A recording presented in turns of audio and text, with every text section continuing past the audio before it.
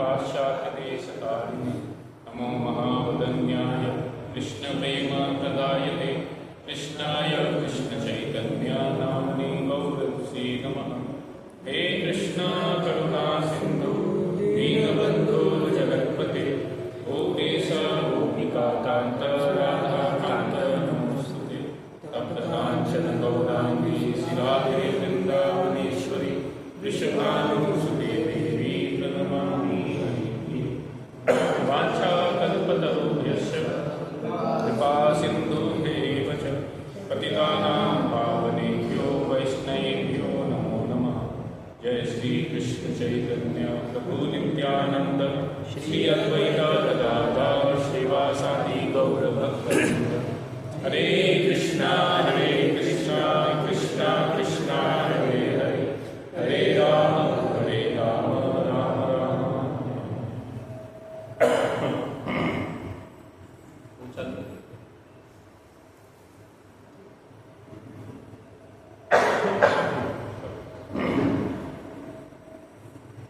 तो हम लोग जो है भागवतम के तीसरे अध्याय से तीसरे स्कंद के 25वें अध्याय से चर्चा कर रहे हैं। तो स्टार्ट तो किया था हम लोगों ने भगवत गीता से कि कैसे भक्ति करना जो है बहुत ही स्वाभाविक है जीव के लिए, आत्मा के लिए, और उसके लिए क्या है सही व्यक्ति से सीखना जरूरी है।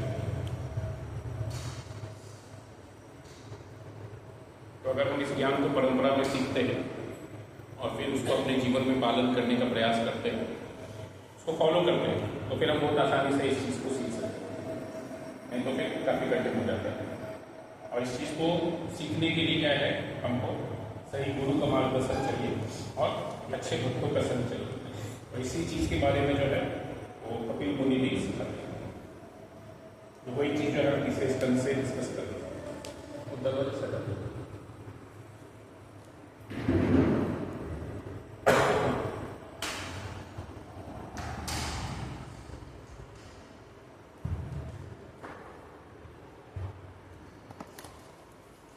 हम लोगों ने तीसरे स्कंद के 25वें अध्याय से 20वें श्लोक से चर्चा करना चालू किया।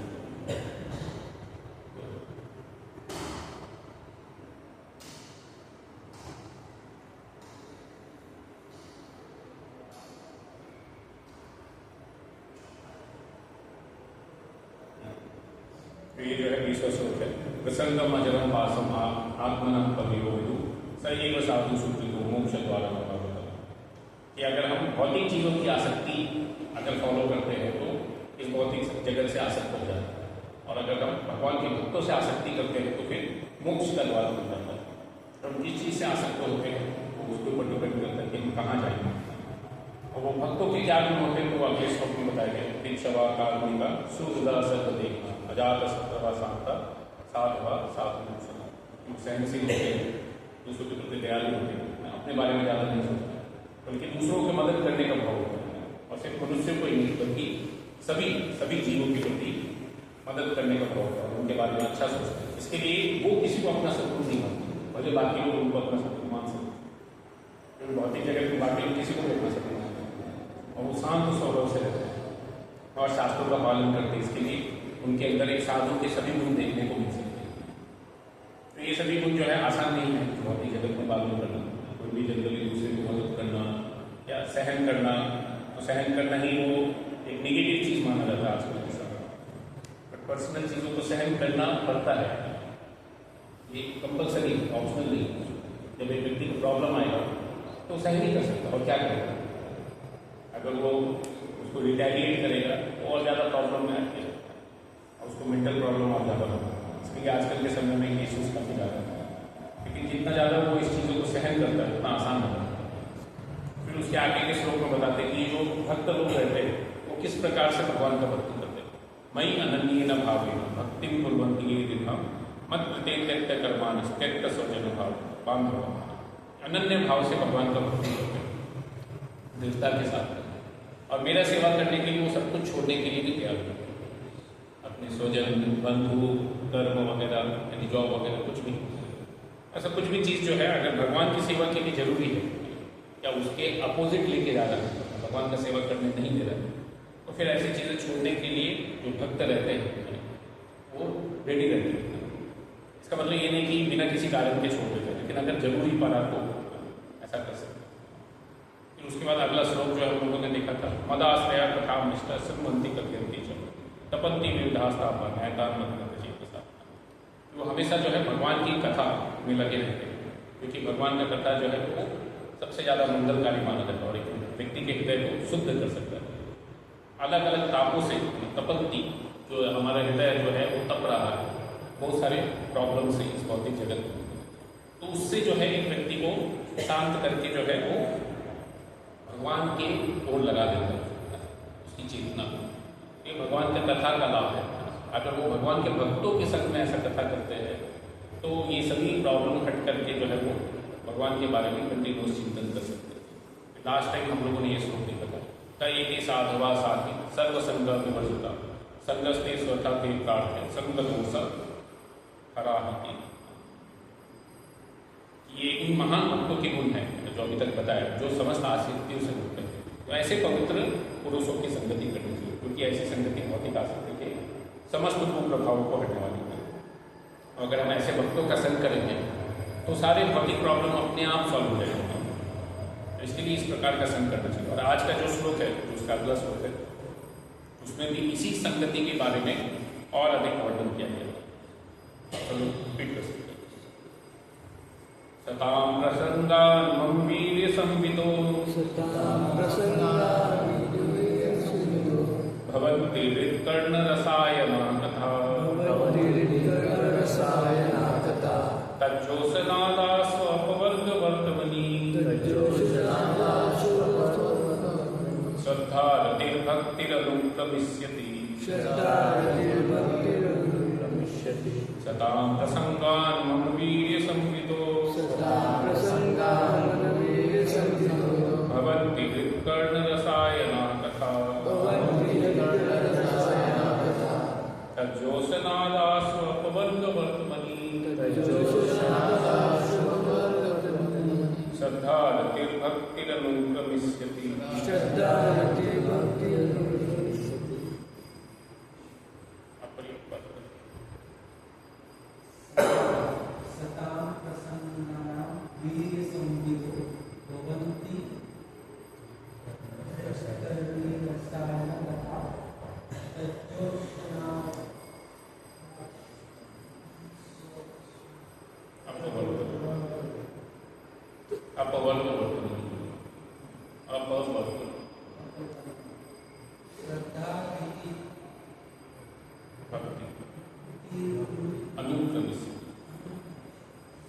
जोर के शब्द है, लेकिन हमको अगर संधि मालूम हो कहाँ कहाँ अलग होता तो बहुत आसान हो जाता।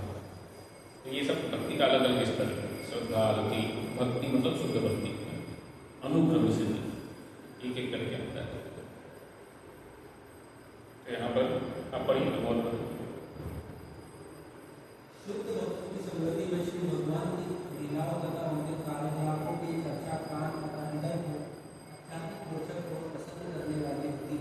जैसे ज्ञान के अनुशील में मनुष्य धीरे धीरे मोक्ष मार्ग में अग्रसर होता है, तत्पश्चात मुक्त हो जाता है और उसका आकर्षण स्थिर हो जाता है, तब असली समर्पण तथा भक्ति योग का शुभारंभ होता है।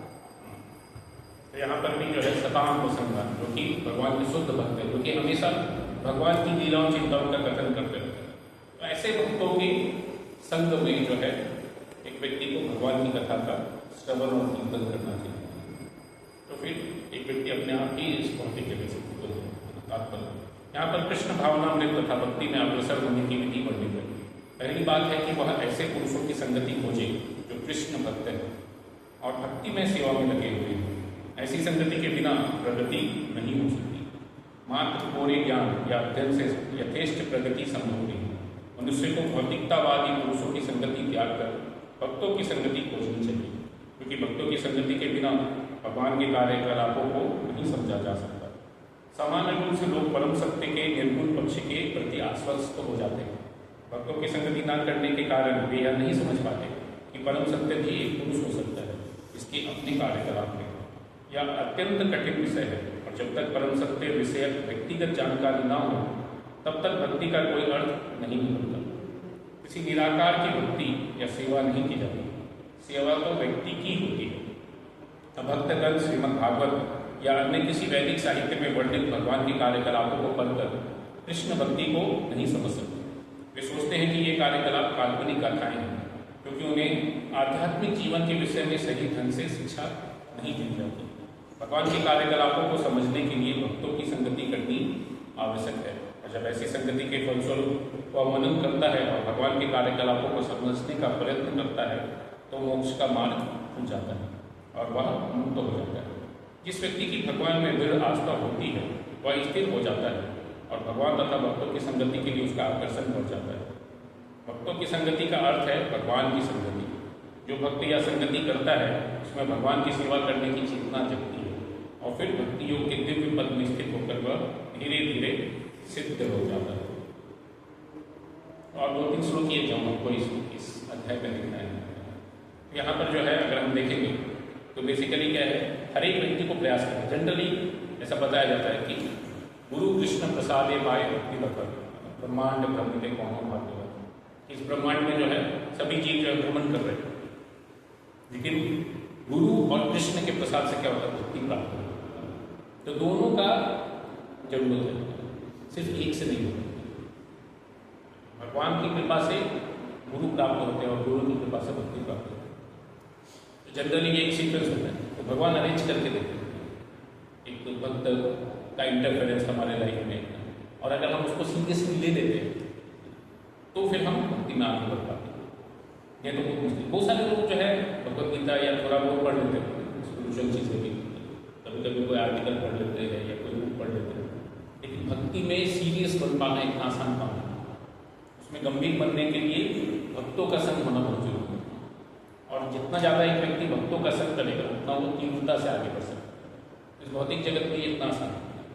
मेजॉरिटी लोग जो है भक्ति में आगे नहीं बढ़ पाते क्योंकि उनको संग नहीं मिल पाते। समहाउ और कुछ लोगों का इच्छा भी रहता है, या बहुत सारे लोगों का इच्छा नहीं रहता है, इसके लिए नहीं मिलती, और कुछ लोगों का इच्छा है लेकिन ऐसा जगह पर नहीं है जहाँ पर उनको संग मिल पाए, तो इसके लिए उनको संग नहीं मिल पाता और वो भी आसानी से भक्ति नहीं कर पाते। लेकिन मेजॉरिटी केसेस में क्या है, खासकर जैसे प्रभुपाद में बोलते हैं कि हम ISKCON को प्रारंभ किया है ताकि लोगों को भक्तों का संग मिले और इसके द्वारा जो है लोग भक्ति में आगे बढ़े। लेकिन फिर भी ऐसा नहीं है कि हर एक जगह जो है मंदिर है या भक्तों का संग उपलब्ध है, या जहाँ पर मंदिर भी है वहाँ पर बहुत सारे भक्त हैं। जैसे प्रभुपाद ने फॉरेन में बहुत सारे मंदिर चालू किए, उस समय बहुत सारे भक्त थे, लेकिन अभी बहुत कम है। बहुत सारे फॉरेन सिटीज में या कंट्रीज में, तो वहाँ पर भी भक्तों का संग जो है बहुत लिमिटेड हो गया। तो सिर्फ कुछ ही लोग जो है मतलब जिनको मालूम है ना वो लोग जा पाते हैं, क्योंकि वैसे भी फॉरेन कंट्रीज में ऐसा नहीं कि गोपुरम होता है मंदिर को कि आपको दूर से पता लग जाएगा। जनरली ये सब स्ट्रक्चर जो है आइडेंटिफाई करने के लिए रहता है इंडिया में। फॉरेन में ये सभी चीज़ें नहीं है, जनरली नहीं। तो बहुत सारे मंदिर जो है प्रभुपाद ने चालू किया था किसी बिल्डिंग में या किसी चर्च में, और वो जो है ऐसा आइडेंटिफाई करना है कि ये वाला चर्च ISKCON मंदिर है, इतना आसान या ये नहीं है ना। तो बहुत बार जो है लोगों को समझ में नहीं आता या उसका लाभ नहीं ले पाते, क्योंकि उतने सारे भक्त नहीं है। सडनली जब प्रभुपाद ने स्टार्ट किया तब भी बहुत कम भक्त थे। तो ये जो है जितना ज़्यादा एक व्यक्ति भक्तों के संग में रह करके भक्ति का प्रयास करता है, भक्ति समझने का प्रयास करता है, उतना वो आसानी से इस चीज़ को सीख सकता है। और अगर वो भक्तों के संग में नहीं रहता है, अकेले ही रहता है, तो फिर बहुत मुश्किल हो जाता है भक्ति कर पाना या उसको लंबे समय तक खींच पाना। तो इस शास्त्र का अध्ययन भी बहुत बार शास्त्रों में कहा भी गया है कि व्यक्ति को शास्त्र का अध्ययन भी भक्तों के संग में रह करके करना चाहिए। अकेले शास्त्र पढ़ना और उसको मीनिंग निकालना, उससे क्या होगा, बहुत कन्फ्यूजन होने का चांस है। उसका क्या मीनिंग निकालेंगे कोई व्यक्ति गारंटी नहीं। जैसे शास्त्र में एक श्लोक भी आता है, नासाम यति मतलब न भिन्ना। तो बेसिकली क्या है, एक मुनि के बारे में बताया गया कि जो मुनि लोग रहते हैं उसका क्या रहता है, जनरली हर एक का ओपिनियन अपना अपना रहता है। भौतिक जगत में भी ये बहुत कॉमन है कि हर एक व्यक्ति अपने ओपिनियन से फॉलो करता है। मेरा ये इच्छा है, मेरा वो इच्छा है, या मेरा ये अंडरस्टैंडिंग है, या मुझे ये अच्छा लगता है तो मैं ऐसे करूँगा। तो ये क्या है, ये भौतिक जगत में बहुत कॉमन चीज़ है। हर एक का अपना ओपिनियन होना, उसको फॉलो करना। उसके अनुसार से अपना जीवन जीना। लेकिन भक्ति ऐसा नहीं किया जाता। भक्ति करने के लिए एक व्यक्ति को बहुत क्लियर होना चाहिए कि हमको भगवान के शब्दों को फॉलो करना है, अपने ओपिनियन को नहीं। जब तक हम ये चीज़ नहीं कर पाएंगे तब तक वो शुद्ध भक्ति स्टार्ट ही नहीं होता है। तो शुद्ध भक्ति का स्टार्टिंग पॉइंट ये है अपने ओपिनियन को छोड़ना और भगवान के ओपिनियन को एक्सेप्ट करना, जो कि इतना आसान नहीं। और इसके लिए क्या है, प्रॉपर भक्तों का संग होना भी बहुत जरूरी है। अगर हम सही भक्तों का संग नहीं करेंगे तो फिर हम इस चीज़ को ठीक से फॉलो नहीं कर पाएंगे। तो हमको ये चीज़ जानना चाहिए कि हमको सही भक्तों का संग भी होना चाहिए।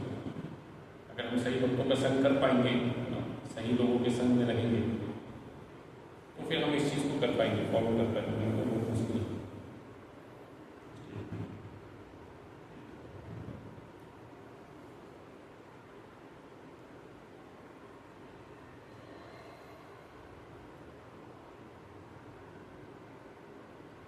तो जनरली जैसे अगर हम देखेंगे यहाँ पर भी जैसे बताया जा रहा है, तो ये जो है सीसी में भी एक श्लोक आता है, वहाँ पर क्या बताते हैं कि अगर हमको भगवान का कथा सुनना भी है तो ऐसा किसी भी व्यक्ति से नहीं सुनना चाहिए। जैसे बहुत सारे लोग जो है भागवत कथा करते हैं, कथाकार होते हैं, तो अपने जीविका के लिए कथा करते हैं।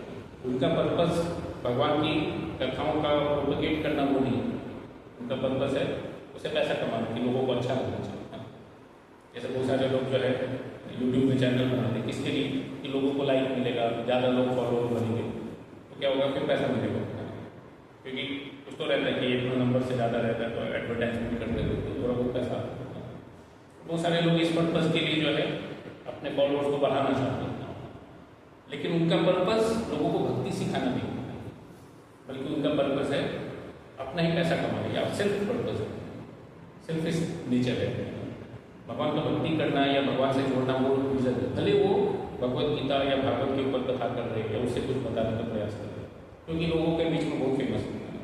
कुछ लोग रामायण के ऊपर कथा करते हैं, कुछ महाभारत के ऊपर करते हैं, क्योंकि बहुत फेमस है लोगों को, तो बहुत सारे लोग जानना चाहते हैं ऐसी चीज़ों के बारे में। लेकिन चैतन्य चरितामृत में बोला जाता है, अवैष्णवो मुखोद्गीता पूतम हरि कथा मूतम श्रवणम नैव कर्तव्यम सर्वो उच्चिष्टम यथावह।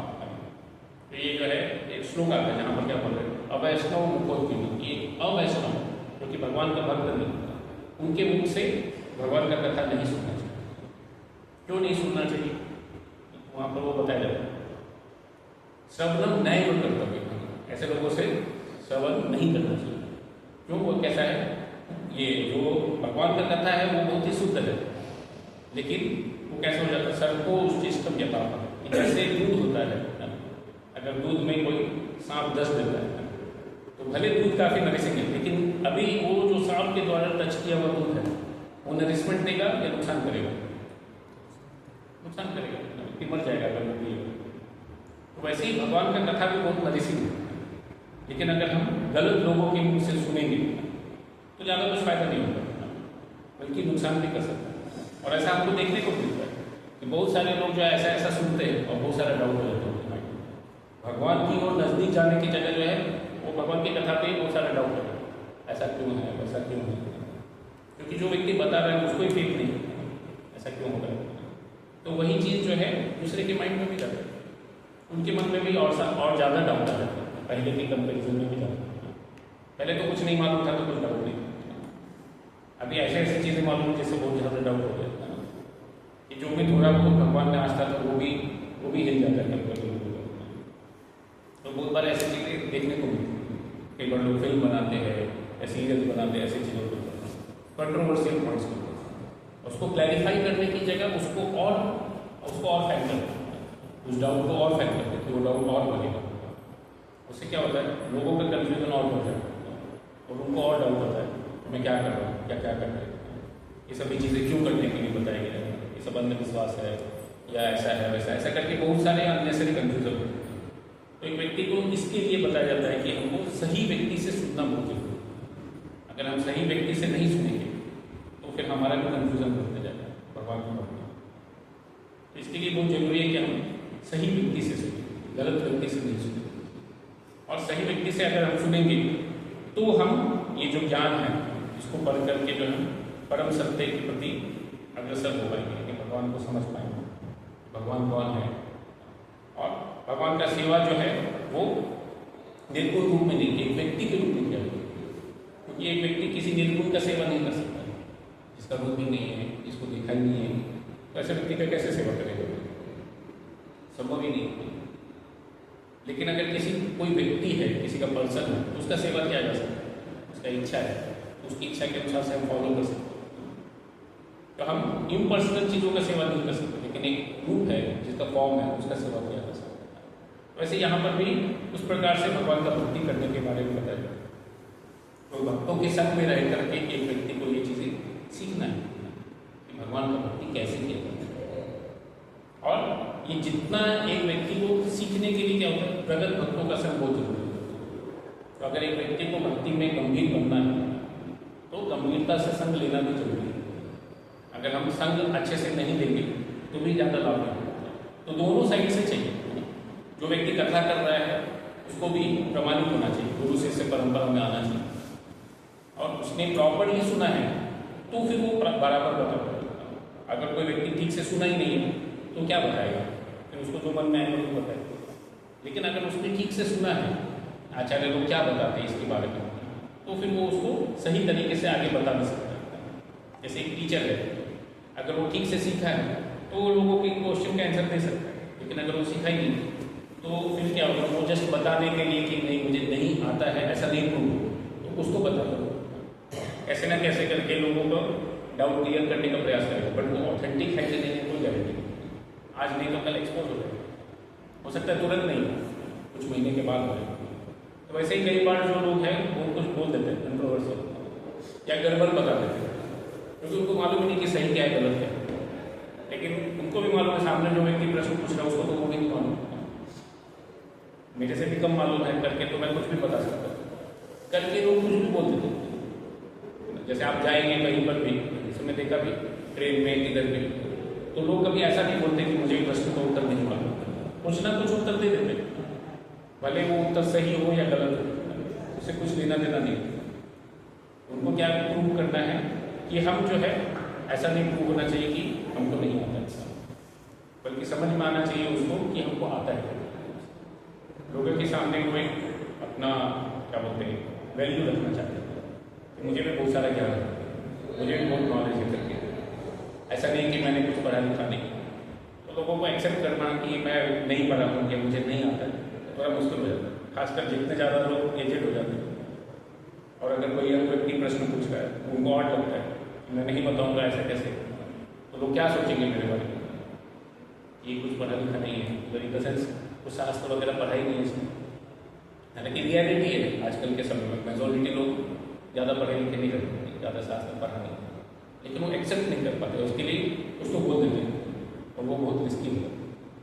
उसके लिए जितना एक व्यक्ति प्रामाणिक सोच से सुना है और उसको फॉलो किया है उसने, तो उतना वो जैसे बताएगा वो भी दूसरे के ऊपर इम्पैक्ट करेगा, तो वो भी अपने जीवन में बदलाव ला सकते हैं, नहीं तो नहीं होगा।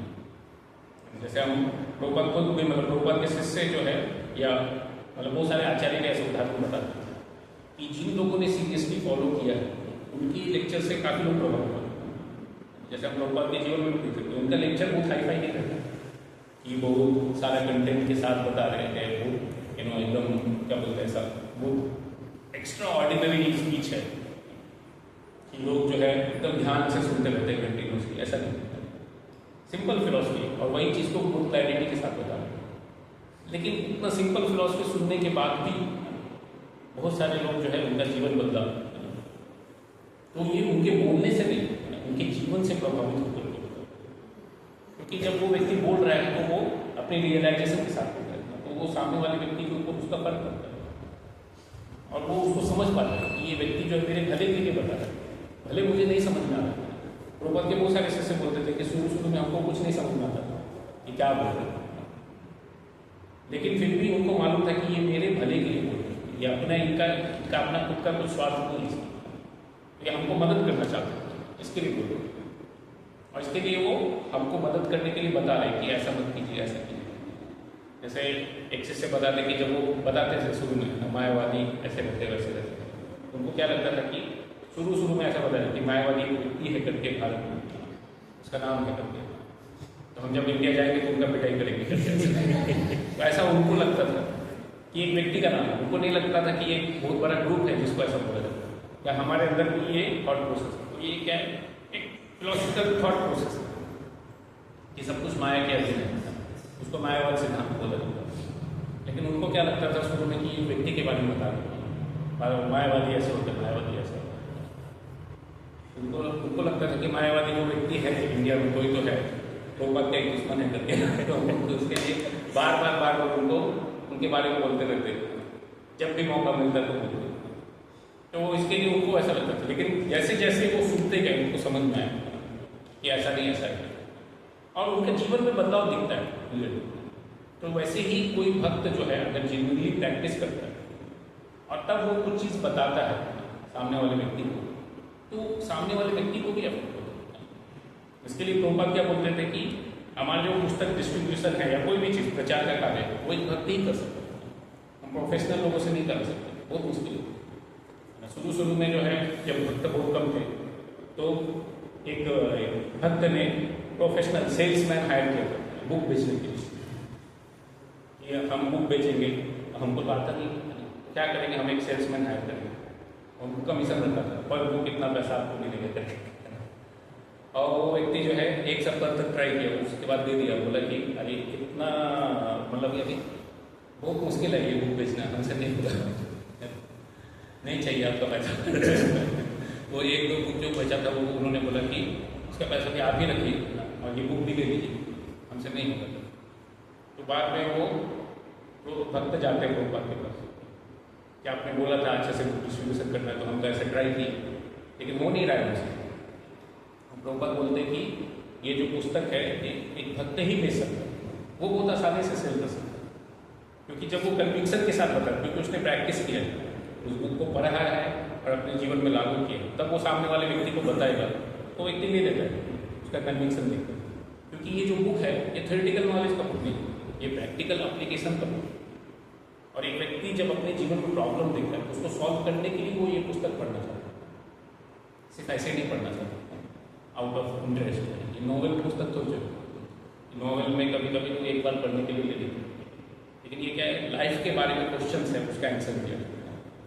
तो इसके लिए जब एक व्यक्ति कन्विंसिंगली बोलेगा तो ही, जैसे एक तो भक्त थे, तो प्रभुपाद के साइड टाइम पे बात है, प्रभुपाद के शिष्य थे, तो उनको ज़्यादा कुछ बोलने नहीं आता था। उन्होंने ज्वाइन किया था तो उन्होंने सुना था कि प्रभुपाद को पुस्तक वितरण बहुत पसंद है, तो वो बार बार बोलते थे मुझे भी लेके चलो, मुझे भी लेके चलो।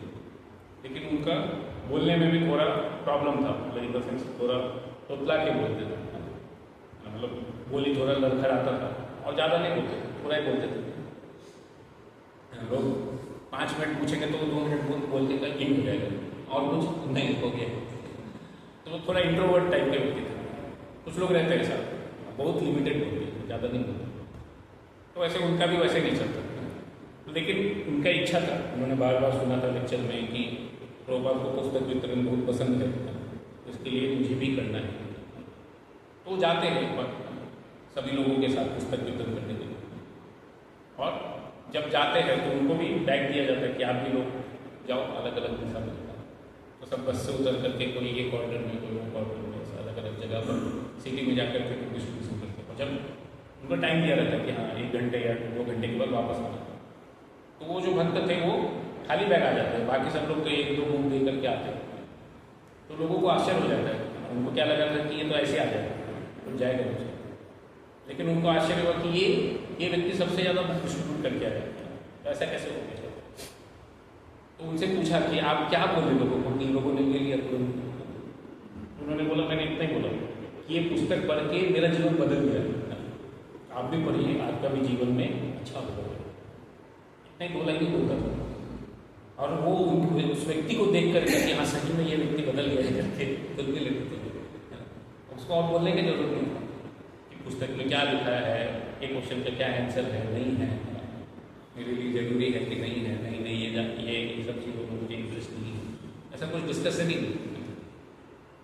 हर एक के जीवन में प्रॉब्लम है, और अगर आपको अपने जीवन में बदलाव लाना है, मूलभूत बदलाव लाना, जिससे कि हमारा जीवन एक सही दिशा में जाए, आपकी पुस्तक पढ़िए, ऐसा करके हम लोगों को बोलते थे और उनके कन्विक्शन से लोग लेते थे। और प्रभुपाद का भी यही कथन था कि बेसिकली जब भक्त लोग फॉलो करेंगे उसको और जब वो दूसरों को बताएंगे तो वो जरूर एक्सेप्ट करेंगे। हाँ, 100% लोग एक्सेप्ट नहीं करेंगे, बट काफ़ी लोग उससे अफेक्ट होकर के एक्सेप्ट करते हैं।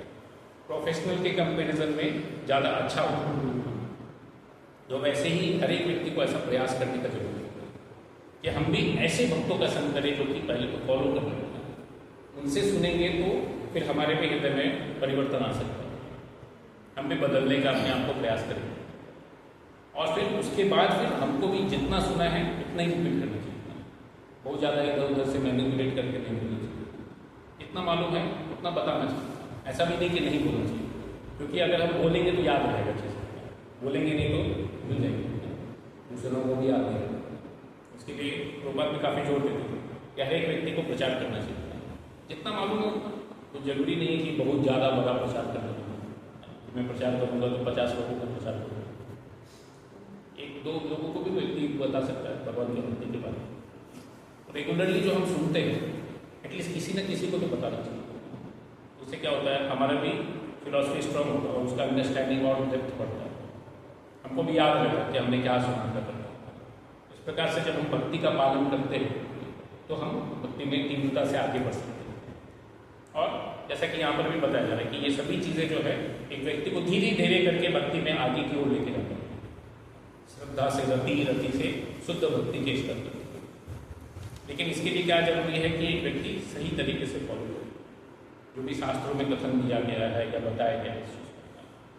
तो अगर हम दृढ़ता से भक्ति करते हैं, जैसे भक्तों के संग में रह करके, जैसे परीक्षित महाराज ने जब उनको पता लगा कि उनका 7 दिन 7 रात में मृत्यु होने वाला है, तो तुरंत ही उन्होंने सब कुछ छोड़ छाड़ करके भगवान का कथा सुनने के लिए जो है गंगा के किनारे बैठ गए और वहाँ पर फिर उन्होंने सुखदेव गोस्वामी से कथा सुना 7 दिन 7 रात तक, बिना सोए, बिना खाए, बिना कुछ किए, क्योंकि उनको मालूम था कि ये बहुत जरूरी चीज़ है। तो तीव्रता के साथ जब एक व्यक्ति सुनता है कि मुझे भी अपने जीवन में बदलाव लाना, भगवत धाम वापस जाना, तो एक तीव्रता चाहिए, तो फिर वो भी भक्ति में बहुत आसानी से बदल सकता है। जैसे जब नारद मुनि भी जब छोटे बालक थे तो बहुत ध्यान से सुना उन्होंने, जब भक्ति वेदांत आए थे उनके गाँव में, और फिर उसको फॉलो भी किया। जब उनकी माँ का मृत्यु हो गया तो तुरंत वो चले गए, सब कुछ छोड़ छाड़ करके भगवान का सेवा करने के लिए, भक्ति करने के लिए।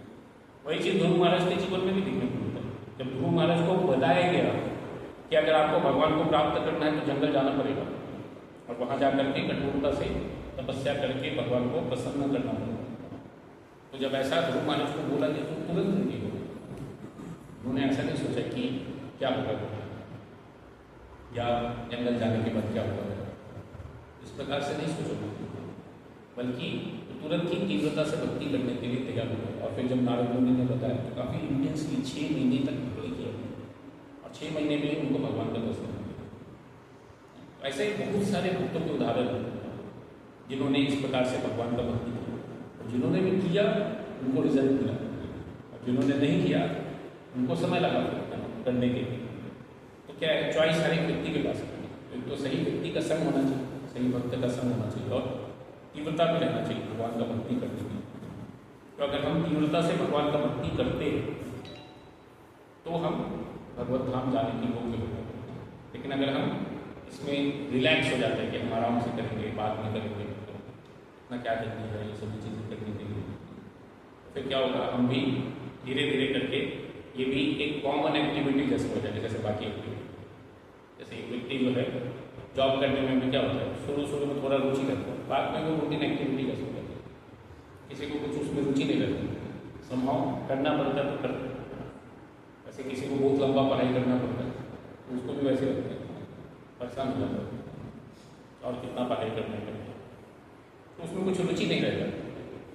लेकिन अगर एक व्यक्ति को अच्छे से भगवान का भक्ति करना है तो अच्छे भक्तों के संग में रह करके करने से ही होगा, नहीं तो नहीं होगा। और यही चीज़ जो है इस श्लोक में भी बार बार ऐसा जोड़ दिया गया कि ऐसे भक्तों की संगति में रह करके भगवान का भक्ति करना चाहिए। जैसे भागवतम के पहले स्कंद के दूसरे अध्याय में क्या आता है, तो 316 श्रृणवताम स्वकथा कृष्ण पुण्य श्रवण कीर्तन धूमोती सताम प्रसंगान वीर समुद्रो भवंती कर्ण रसायन कथा तब ज्योत्सना दास श्रद्धा ऐसा करके बहुत सारे श्लोक हैं यहाँ पर बताया जाता है।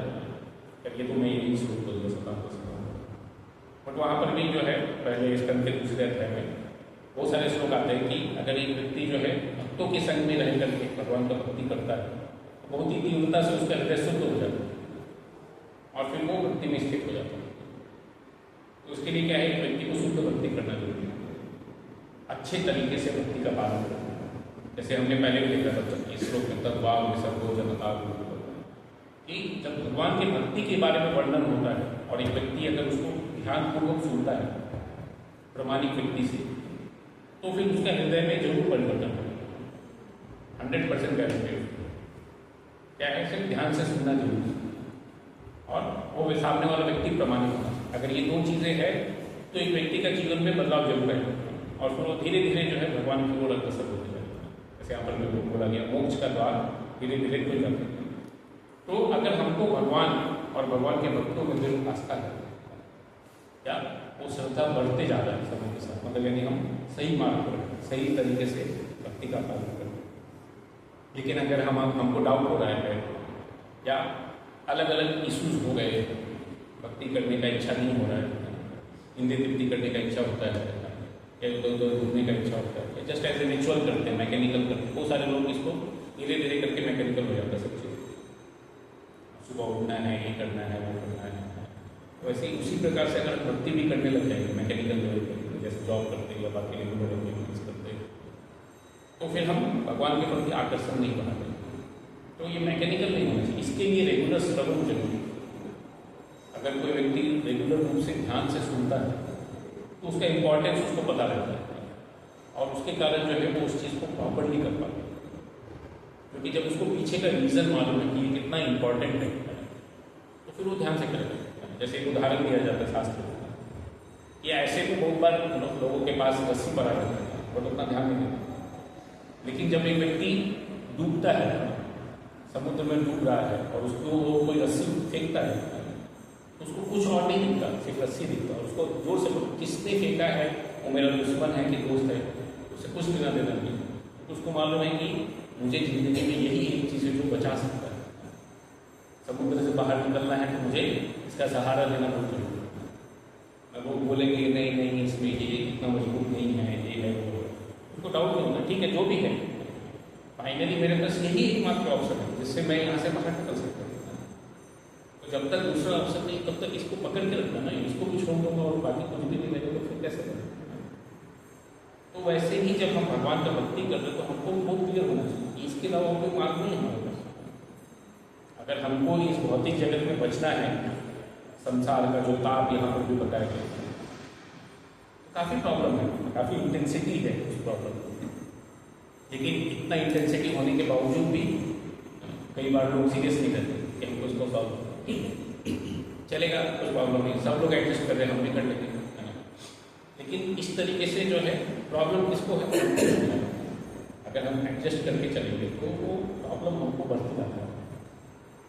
लेकिन अगर हमको इससे बाहर निकलना है तो हमको सॉल्यूशन के ऊपर फुल फोकस करके ध्यान से करना होगा। जैसे एक व्यक्ति जब बाहर निकलना है तो पूरे जोड़ के साथ रस्सी पकड़ना पड़ता है, नहीं तो वो खींचेगा और वो छूट जाएगा फिर से वो वहीं गिर जाएगा, फिर से चालू करना पड़ेगा रस्सी पकड़ने का। तो वो जितना ध्यान से पकड़ के रखेंगे, पर जब तक हम वापस नहीं जाते तब तक पकड़ के रखना है, बीच में छोड़ नहीं सकते कि हाँ मैं आधा तो ऊपर उठ गया, अभी तो जरूरी नहीं है ध्यान देना, अभी मुझे पानी नीचे दिख रहा है, तो पानी और मेरे में वो गैप है, मैं हवा में उड़ रहा हूँ, ऐसा लग रहा है। तो कभी कभी भक्ति करते हुए भी लोगों को लगता है कि मेरा काफ़ी प्रगति हो गई, बाकी सब लोग किधर नीचे है, बहुत नीचे, तो हम भी ध्यान देने का जरूरत नहीं करते। तो लोग ध्यान नहीं देते तो क्या होता है, फिर से गिर जाते हैं, रस्सी छोड़ देते हैं। तो एकमात्र सहारा एक्चुअली इस भौतिक जगत में निकलने के लिए, इसके लिए आप देखेंगे तो भगवान हर जगह बताए कि भक्ति के द्वारा ही एक व्यक्ति भक्त्या अनन्या सत्य, भक्ति के अलावा कोई बात नहीं जिसके द्वारा एक व्यक्ति इस भौतिक जगत से बाहर निकल सकता है।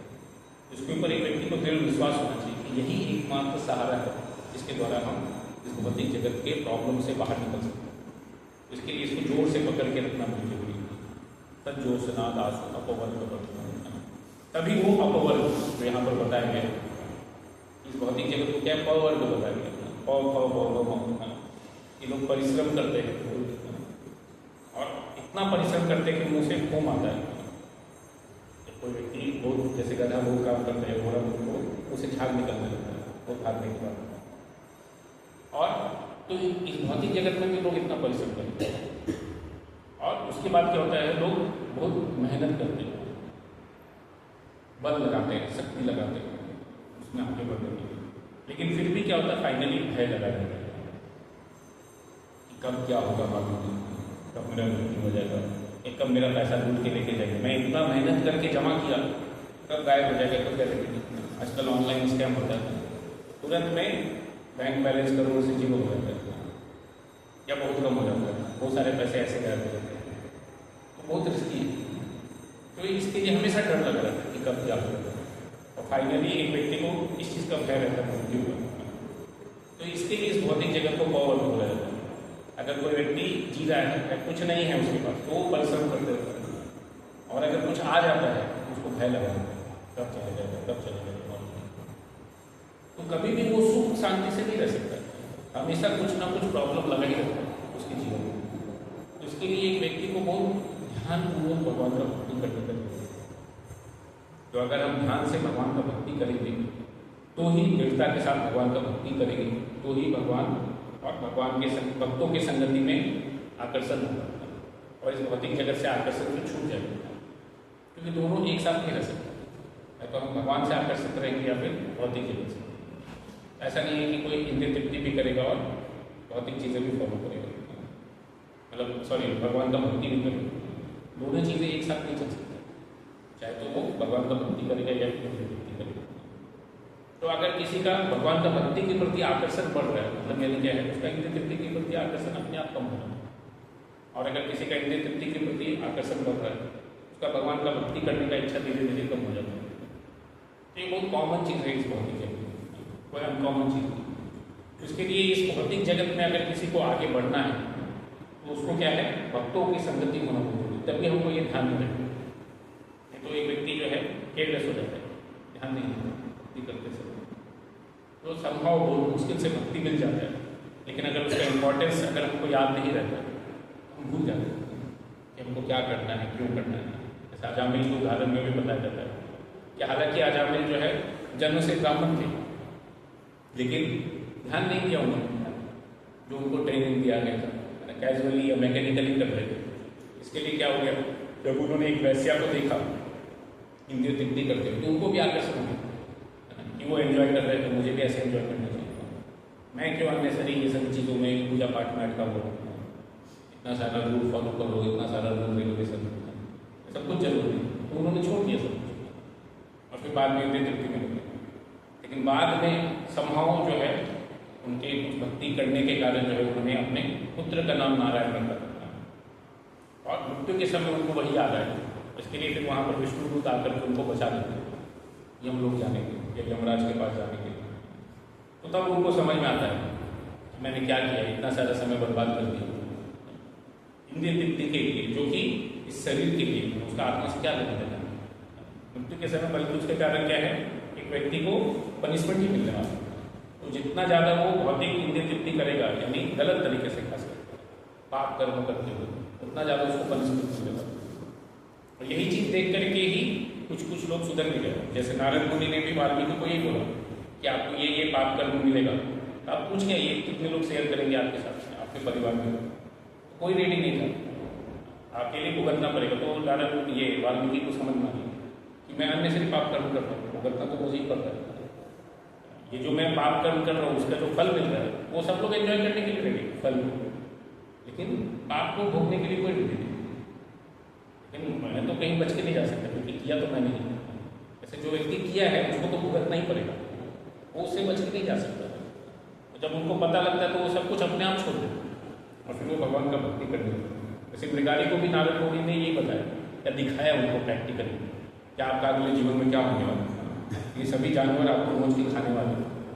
तो जब मृगारी को ये समझ में आया कि मेरा ऐसा गति होने वाला है, तो फिर वो खुद ही अपने आप उन्होंने सब कुछ छोड़ करके जो है, जैसा नारद मुनि ने बोला कि अपने बांध को तोड़ करके सिर्फ भगवान का नाम का जप कीजिए, और फिर जो भी चीज़ें जरूरी है वो प्रोवाइड हो जाएगा, भगवान अरेंज करके देगा। और वो वास्तविक में हुआ। उन्होंने सब कुछ छोड़ छाड़ करके भगवान का भक्ति करना चालू किया। तो एक व्यक्ति का जीवन पूरी तरीके से बदल सकता है अगर वो भगवान के भक्तों का संग लेकर के उसको फॉलो करता है। लेकिन संग लेता है, सुनता है, लेकिन फॉलो ही नहीं करता है, तो फिर कैसे बदलाव आएगा? वह ऐसा चैतन्य चरितामृत में बोला जाता है कि ये लव मात्र साधु संग भी बहुत बेनिफिशियल है। साधु संग सर्वशास्त्र, लव मात्र साधु संग सर्व सिद्धि होता है। केवल लव मात्र में साधु संग होता तो सारा सिद्धि प्राप्त हो जाता है।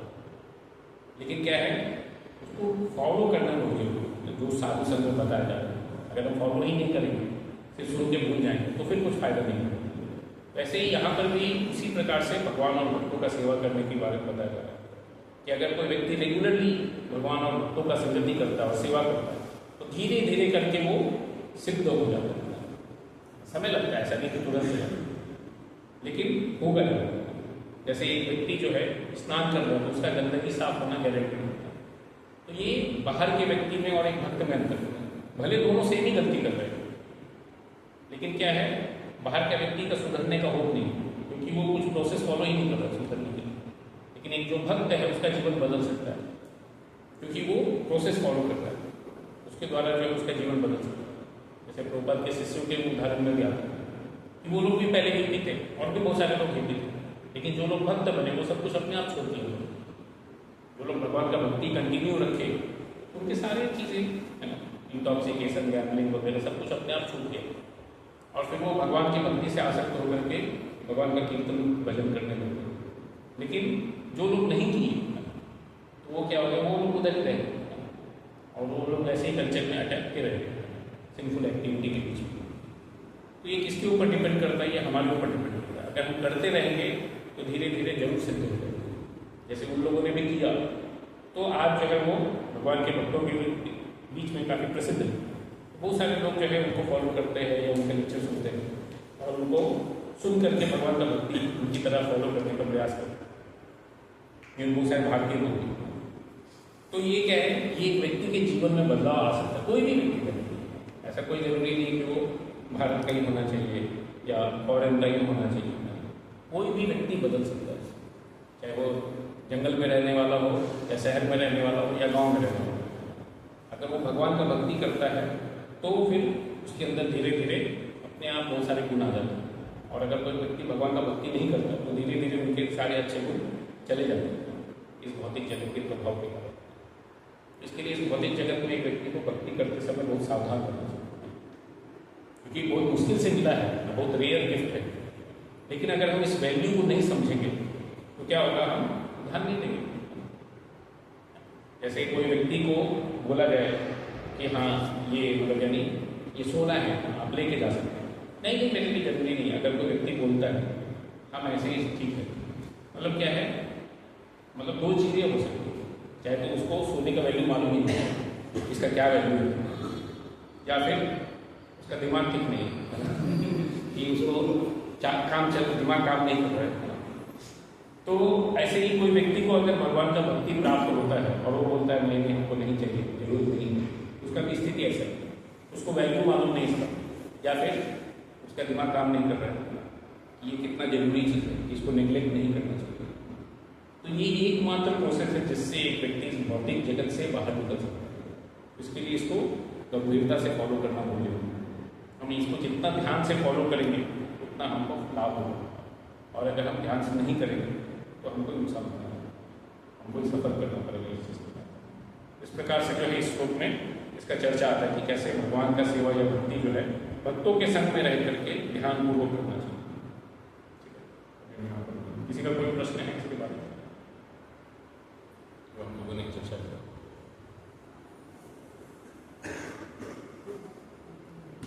हम भक्तों के संग में रहते हैं तो थोड़ा सा ऊपर नीचे रहता है, लगता है, तो उसको कैसे पढ़ने से मतलब थोड़ा सा झगड़ा टाइप। देखिए, जब हम भक्तों के संग में रहते हैं तो ऐसा नहीं कि हम भी शुद्ध भक्त हो गए या वो शुद्ध भक्त हो गए, तो थोड़ा इश्यूज तो हो गई। क्योंकि फाइनली हम लोग भौतिक जगत में ही हैं।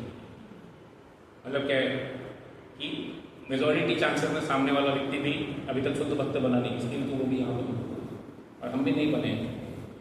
तो झगड़ा होना स्वाभाविक है, उसको रिजॉल्व करने का प्रयास करना चाहिए, उसको बढ़ाने का नहीं। रिजॉल्व कैसे होगा? रिजॉल्व होने का बहुत सिंपल तरीका है कि एक व्यक्ति जितना नम्र रहेगा उतना आसानी से वो चीज़ें रिजॉल्व हो सकती है। सहनशील होना चाहिए, जैसे यहाँ पर जब आकाश नहीं का सूर्यदा सरस्वती अतिनाथ अभी सुनीचे करके शोध। तो एक व्यक्ति जो है जितना नम्र रहता है तो ये बहुत आसान हो जाता है सॉल्व करना। लेकिन अगर वो अपनी ईगो पे अटक जाता है तो फिर सॉल्व करना बहुत मुश्किल हो जाता है। जैसे भक्ति सिद्धांत सरस्वती ठाकुर एक स्टोरी बता कि सीजर और चाकू के बारे में, तो दो लोगों का ओपिनियन था। एक बोलता है सीजर अच्छा है, एक बोलता है चाकू अच्छा है। तो दोनों लोग झगड़ा करते रहते हैं, दोनों लोग अपना अपना ओपिनियन बताते रहते हैं, इसका ये फायदा है, इसका ये फायदा है। तो हर एक का अपना अपना पॉइंट है ना। किसी चीज़ में कुछ चीज़ आसान है, किसी चीज़ में दूसरा चीज़ यूज करना आसान है। जैसे चाकू से आप सब्जी काट सकते हैं लेकिन सीजर से नहीं काट सकते, और सीजर से कुछ चीज़ें आसानी से कर सकते, चाकू से नहीं कर सकते। इसका टाइम या जो भी चीज़ें बीच से कट करना, तो अपना अपना फायदा है। लेकिन क्या है, ये डिबेट का कोई यूज नहीं है। तो बहुत बार लोगों का ओपिनियन सेम रहता है, तो संभव वो लोग बताते कि वो लोग चलते चलते एक तालाब के किनारे आ गए, और तालाब के किनारे क्या हो गया, एक व्यक्ति को उन दोनों में से किसी को इतना गुस्सा है कि वो दूसरे को धक्का मारा और वो पानी में गिर गया, उसको तैरने नहीं आता। लेकिन क्या किया उसने, उसका पैर पकड़ के उसको भी खींच दिया और दोनों लोग डूब रहे हैं। लेकिन क्या है, हाथ से ऊपर क्या दिखा रहे हैं, जिसका सीजर को ओपिनियन है वो ऐसे ऐसे करके दिखा रहे हैं, जिसका चाकू को ओपिनियन वो ऐसे कि मर जाएंगे लेकिन ओपिनियन नहीं बदलने वाले, ओपिनियन वही रहेगा। तो वैसे ही भौतिक जगत में भी बहुत बार लोगों का ऐसा अटैचमेंट रहता है, बहुत स्ट्रॉन्ग अटैचमेंट, लोग छोड़ते नहीं। लेकिन हमको जानना चाहिए कि अगर हमको भक्ति में गंभीरता से पालन करना है, आगे बढ़ना है, तो भौतिक ओपिनियन को छोड़ देना अच्छा है। उसके लिए जो हमसे वरिष्ठ भक्त है, ऐसे लोगों का मार्गदर्शन लेना चाहिए और शास्त्र का अध्ययन करना चाहिए। तो अगर हम ऐसे लोगों का मार्गदर्शन लेंगे तो ये ऐसे प्रॉब्लम रिजॉल्व करना बहुत आसान है, नहीं तो फिर कठिन हो जाता है। खुद से ट्राई करेंगे, इतना आसान नहीं होता अपना गलती एक्सेप्ट करके चेंज कर पाना अपने आप। उसके लिए क्या है, कोई बताएगा तो एक्सेप्ट कर लेना आसान है, ठीक है। बहुत सारे लोगों को लग रहा है कि ऐसा गड़बड़ी है मेरे, तो फिर सुधार लेना ये ज़्यादा अच्छा है। अभी दो लोग बोल रहे हैं, नहीं सुधरा तो चार बोलेंगे, फिर आगे और ज़्यादा लोग बोलेंगे। देखिए भगवान जो है गलती दिखाते हैं, तो हम उसको जितना जल्दी एक्सेप्ट करके सुधार लेंगे तो अच्छा है। नहीं तो वैसा ही मिस्टेक बार बार होगा, हमको लगेगा अरे क्यों बार बार होगा, क्योंकि हम सुधर नहीं रहे। भगवान को सिखाना चाहते हैं, इसके द्वारा हम सीखेंगे नहीं, तो भगवान को बार बार सिखाना पड़ेगा। जैसे एक व्यक्ति क्लास 1 में जब तक ABCD लिखना सीखेगा नहीं, उसको क्लास 2 में नहीं भेजना वाला, जब तक वो नहीं सीखेगा। तो वैसे ही भगवान भी जब तक आप उस गलती से सीखेंगे नहीं तो बार बार होगा। तो हम जितना जल्दी सीख जाएंगे, अगर एक ही बार में सीख जाएंगे तो हमको ही सफरिंग कम होगा। लेकिन अगर हम नहीं सीखेंगे, बोलेंगे हम ऐसे ही रहेंगे, तो फिर क्या होगा, हमको ही बार बार प्रॉब्लम होगा। तो भले हमको लगेगा कि नहीं नहीं ये अच्छा नहीं है, कभी कभी लोगों को लगता है फिर हमको और हायर प्रॉब्लम आएगा। ठीक है, आएगा, सर्टनली वो होगा, क्योंकि हम आगे बढ़ रहे हैं, तो चैलेंजेस भी थोड़ा हायर नेचर का होगा। लेकिन अगर हम उसके हिसाब से देखेंगे तो यानी क्या, हम भक्ति में भी प्रगति करेंगे। जितना ज़्यादा हम प्रगति करेंगे उतना ज़्यादा हम भगवान के नज़दीक जा रहे हैं, हम अपने गोल के भी तो नज़दीक जा रहे हैं। जितना ज़्यादा प्रॉब्लम का नेचर बढ़ रहा है, तो यानी क्या, हमारा भी प्रगति उतना हो रहा है। तभी तो वो प्रॉब्लम उतनी इंटेंसिटी का दिया जा रहा है, क्योंकि आप सॉल्व कर सकते हैं। तो भगवान कभी भी एक व्यक्ति के कैपेसिटी के बियॉन्ड का नहीं, जितना वो कर सकता उतना ही। लेकिन क्या है, थोड़ा वो टेस्ट करते हैं, थोड़ा स्ट्रेच करना पड़ता है। वैसे ही प्रॉब्लम्स होते हैं भक्तों के संग में आते हैं, लेकिन थोड़ा सा स्ट्रेच करेंगे, थोड़ा सा एडजस्ट करेंगे तो मैनेज हो जाता है, नहीं तो बहुत डिफिकल्ट होता है। और मेजॉरिटी लोगों को इस कलयुग में साथ में रहना बहुत मुश्किल है। इसके लिए कलयुग का कलह कलयुग का है, लोग रहेंगे साथ में तो झगड़ा ही करेंगे। बहुत कॉमन है, बहुत आसान चीज़ है। झगड़ा करना कोई बहुत बड़ा चीज़ नहीं है। लोगों को कुछ तो कारण मिल जाता है, कोई बड़ा कारण नहीं होता तो भी झगड़ा हो जाता है। उसके लिए बहुत सावधानी से रहना चाहिए किसी भी, खासकर भगवान का भक्ति। और किसी को